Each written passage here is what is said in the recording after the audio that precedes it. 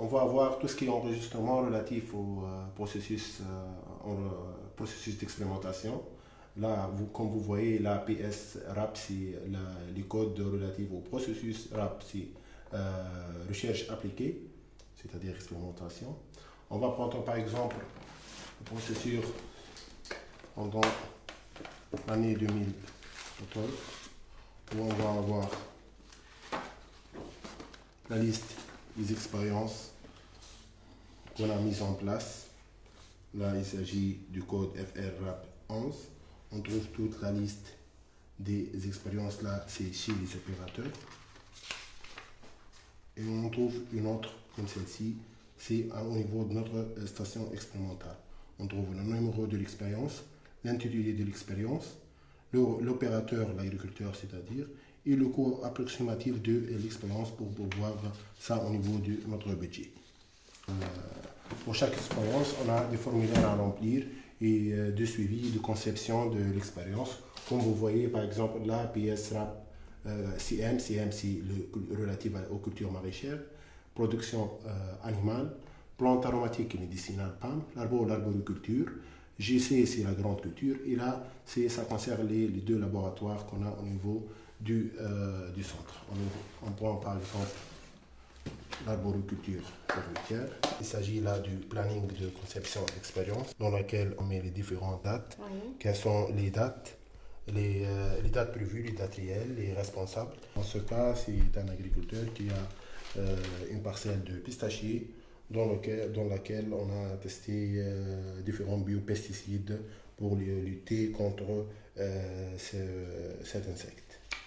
Ok, vous trouvez. Là, c'est du planning, conception, expérience validé par le pilote. Avec oui, la décision de mise en place, chaque étape est validée. Oui, pour en arriver là, à la fin, les résultats obtenus sont valorisés à travers soit des brochures, au niveau du revue du CTAP, parce qu'on a une revue là chaque 4 mois, soit des séminaires, des journées d'information ou d'autres.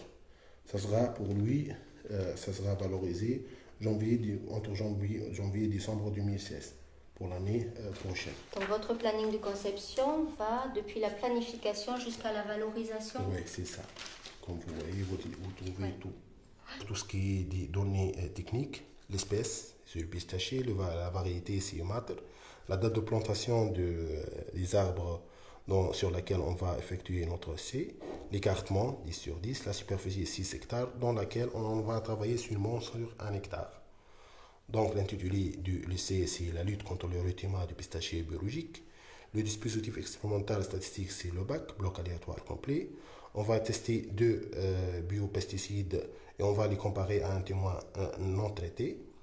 Et le paramètre, c'est le taux du fruit attaqué.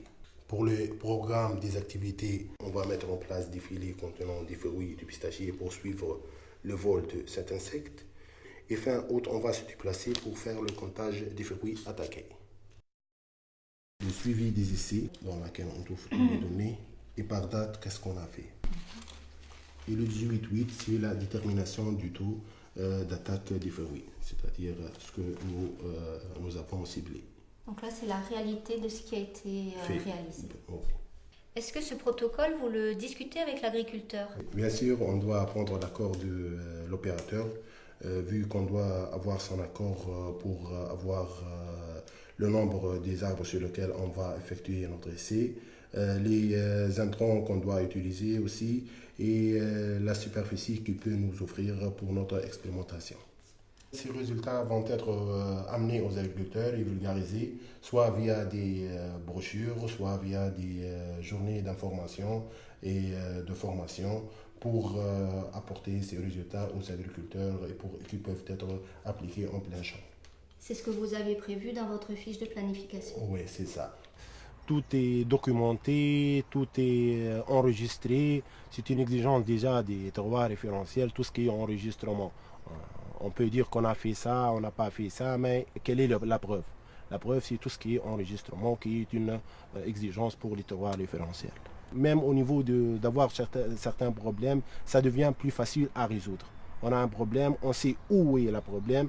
Par exemple, avant, si on a un problème dans une expérience, on ne sait pas où exactement se situe. Actuellement, même s'il y en a un problème, on sait où est le problème et qui en est responsable. Ça devient plus clair, plus transparent et c'est plus effectif aussi.